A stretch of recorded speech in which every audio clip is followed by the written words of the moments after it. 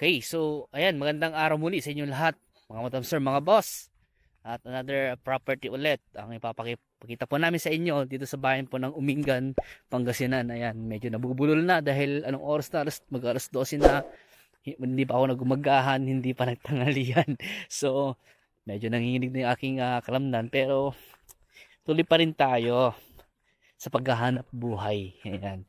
So, ipapakita ko sa inyo itong property nito ay kulang-kulang sa hektarya po ito, o sabihin natin mga 9,000 more or less, o 9,000 square meter po more or less. At ito po yung Barangay Road po, at papunta po sa Barangay Cemented Road. Andyan lang din po yung isang property na nabenta po namin sa isang kliyente po namin.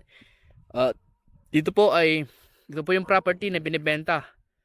Yun nga po, 9,000 mahigit, more or less 9,000 square meter po more or less. Simula po doon sa may pader o poste po na yan, hanggang din po sa may puno na naputol o lalagpas pa konti po dyan, at hanggang dun po yung ano po niya. Ang frontage po niya siguro na sa mga kulang-kulang 100 kilometro, 100 metro po, kasi ano po pag ganun po siya yung frontage po niya, tapos gumanon na. So ito po ay rice field po na farm. At ito nga po ay mayroon pong presyo na 2.5 million. Negotiable pa naman daw po yung presyo. At depende na lang daw po sa usapan nyo ni seller yung obligasyon po ng bawat isa. Dahil si nanay at si tatay at yung isang kasama nila ay hindi po nila masagot yung obligasyon po. Kaya ganun po talaga mangyayari na lang. Pag-usapan nyo na lang po ni seller yung obligasyon po ng bawat isa. So itong property na ito ay na-relocate na rin daw po, at ito po ay tax-updated daw po, titled property. Yun po ang sabi po sa amin. So dito nga po ay meron pong katabing hindi ko po kung ano to, resort tayo, resort. So meron po siyang katabing resort na ganda ng property na yan. May mga manggahan pa siya. So rice field na tinatamnan po ng palay, pwedeng tamnan ng gulay. At dito sa side ay nakalibre na po kayo ng bakod. So ang babakuran nyo na lang kung sakasakali sa harap, dito sa side na ito, at dun sa likod. So mahaba itong property na ito. Yung kanyang length siguro na sa mga 400 meters po ang estimate po namin. Mahaba po siya. At ito po ay located nga po dito sa bayan po ng Umingan, lalawigan po ng Pangasinan. So rice field na pwede mong tamnan ng palay, gulay, o depende po sa gusto nyong itanim. Pwede mga fruit bearing, or pwede mong tayuhan ng bahay mo o gawing farm resort kaya sa kabila, or rest house mo, o kaya investment, retirement, ano pa gusto mo, ano pwede dito.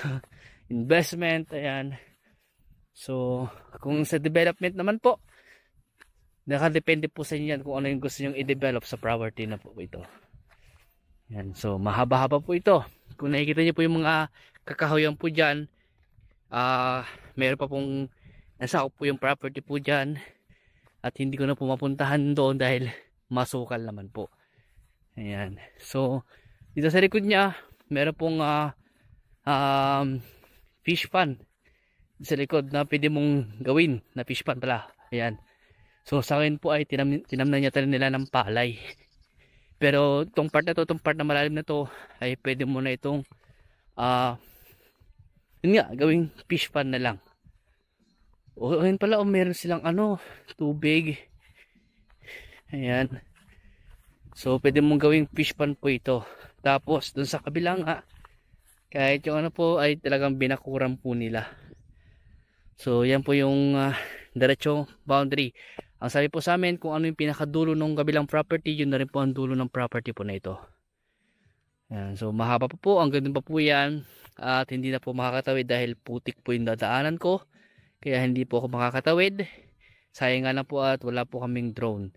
So kung mag-viewing po tayo, baka sakaling tuyo na po yung dadaanan natin. Ayan. So 9,000 square meter po more or less ang kanyang sukat. 2.5 million yung presyo. At pag-usapan nyo na lang po ni Sally yung obligasyon po ng bawat isa. So limited lang po at konti lang po yung sinabi po sa aming detalye ng property nito. Kitang-kita naman po dahil wala na pong nakatanim. Talagang bakanting lote lang po siya na bukid na hindi na po tinamnan ngayon.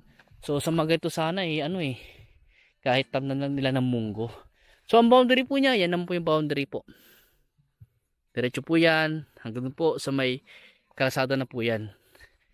Ganyan po kahaba yung length po. Tapos yung frontage dun sa harap siguro na sa mga 30, tapos dun sa side dito mga 30 siguro o mga 40 mga ganun. Kaya sabihin natin mga kulang-kulang 100 na lang din po. Ayan. So pwede nyo tamnan ng mga fruit bearing to. Pwede yung mga mga mangga, kung ano gusto nyo itanim. Kung gusto nyo bukirin sa mga mahilig po magbukid dyan, pwede rin naman po. At aayusin na lang yung mga pilapil. At yung part na yan, pwede mo na rin gawing fish pan mo na rin yan para pag-support mo sa pagpapatubig sa palayan kung sakaling magpapalay ka. And then dun sa harap, pwede na rin magtayo ng bahay mo doon, or dito sa taas na ito, pwede kang maglagay ng rest house mo dito. Yan. At yun nga, nakalibre ka na ng bakod sa kabila dahil nabakuran na po yung side po nila dyan. Yan po. At tignan nyo, maganda ng view din po sa katabing property po. Yan, ang ganda ng view.